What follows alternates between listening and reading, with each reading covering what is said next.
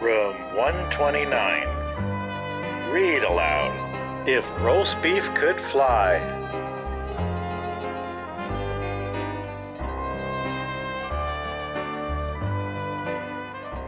Hey everybody, today's book is If Roast Beef Could Fly by Jay Leno. When my dad decides to make something, he always calls it a project. Fixing the car is a project. Cleaning the gutter is a project. I'm ready for my next project, he tells me one spring day. This means he has finished the winter car project, even though there's a lot left to do on it. The great thing about working with my dad is he loves taking things apart. He just doesn't get around to putting them back together. This summer, we're going to have ourselves the greatest barbecue ever, Dad announces.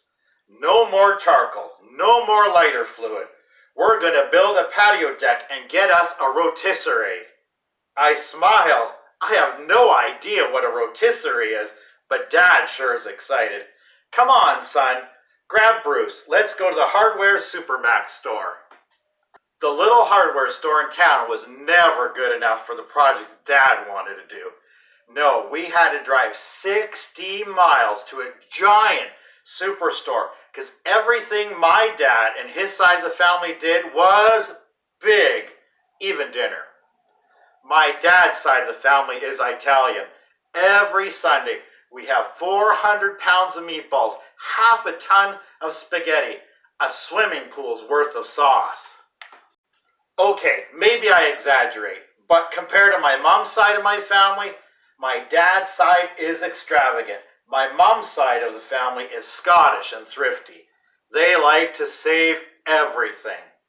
When I visit my mom's sister, Aunt Nettie, she makes her idea of a great snack.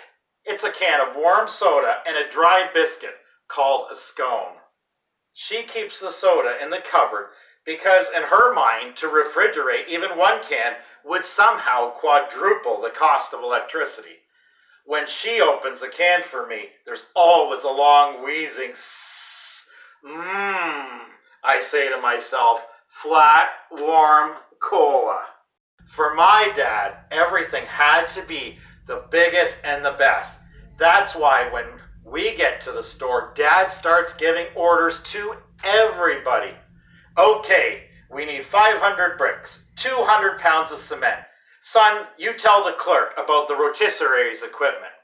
We want the biggest, most expensive rotisserie ever made, I say to the clerk. I still don't know exactly what a rotisserie is, but I knew I wanted the best, just like Dad. Dad and I couldn't fit everything we bought into the car for the ride home, but the hardware Supermax guys said they would give us free delivery. In fact, they said they would follow us home. Dad is very proud that we have everything we need for the project. Unfortunately, when Dad does a project, he always winds up making more work for everybody else, especially Mom. When we drive up, Mom and Aunt Nettie shake their heads in unison. Oh, the waste, they sigh. The waste. The delivery crew finally unloads everything. Bruce tries to help by barking at the truck's tires. This is what it must have been like to watch the building of the pyramids of Egypt. I hope our patio won't take 500 years. Pretty soon the whole neighborhood gathers in our backyard. Experts are consulted. In my neighborhood, everyone is an expert. I'm sure the patio will take twice as long to build if Dad listens to everyone's advice. Weeks later, we are just about finished with the patio, except for the lights, the storm drain, the fence, and the steps to the backyard. We do, however, have a really neat dirt path. I realize the summer is almost over, and we haven't had our first barbecue yet. Don't worry, son, says Dad. We're going to have the best end of summer barbecue ever. Mom and Aunt Nettie deliver the invitations by hand. No need to waste envelopes and stamps.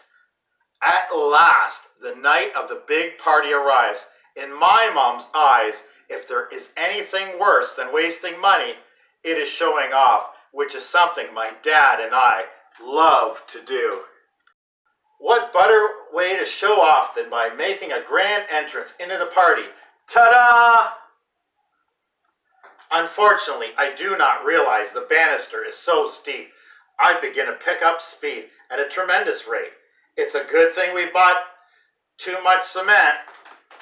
Dad is in too good a mood to let my little stunt bother him.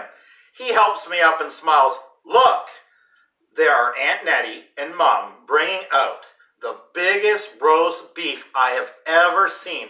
Bruce is jumping up and down in his awkward way like a rag doll on a trampoline.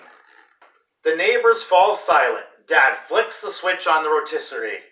So that's how it works. In less than a heartbeat, the roast beef begins to turn on the spit. Ooh, everybody watches the meat roasting. Dad goes inside to help Mom serve the several different tons of food brought by Dad's family. I'm all alone with the roast beef. Boy, does it smell good. For me, the spinning roast beef is an amazing spectacle.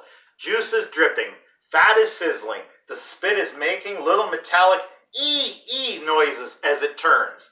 I can't take my eyes off it. I'm dying to taste the roast beef. But how can I do it without anyone knowing? Then I get an idea. I reach deep into my pocket. I pull out my secret weapon. It's just long enough to reach the top of the meat in the rotisserie. I stick it into the turning roast beef and get a little bit. Delicious. I look around the patio. Everybody else is inside waiting for Dad to tell them the meat is ready. I do it over and over again. Instant roast beef. Then the worst thing happens. My secret weapon gets stuck in the string that Mom has tied around the roast beef to keep it on the spit. I can't pull it loose. The roast beef keeps turning. I have to let go of the weapon. It's slowly melting into the roast beef. I don't know what to do. Suddenly, Dad decides it's time to bring the roast beef inside.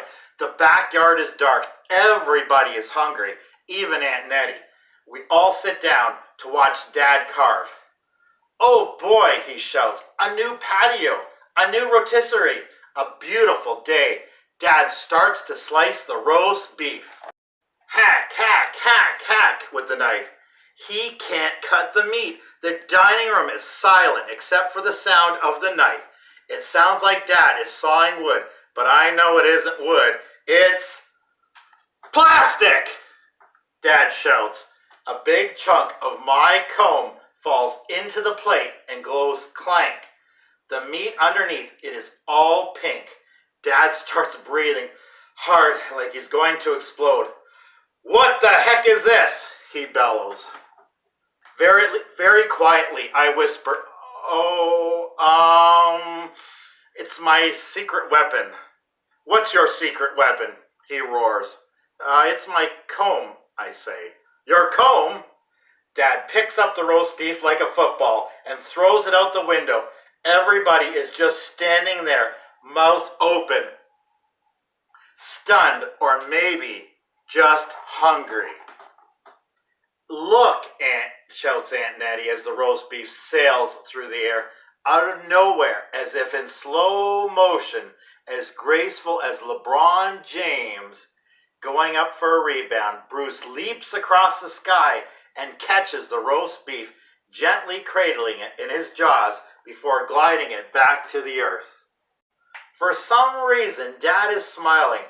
That dog never caught anything in his life, he says, undefeated. Everybody, listen. Inside the house, we have more than 400 pounds of coleslaw, 8 tons of macaroni, and all the salad you could eat. As everybody finishes the main course of potato salad, Dad gets that old project gleam in his eyes. He's looking at the rest of the backyard. I have our next project, son, he says. We have all this cement left over, ... What do you think about ... a swimming pool? I see Bruce starting to dig the hole already. And that was it. Thanks for joining me, guys. See you next time. The end.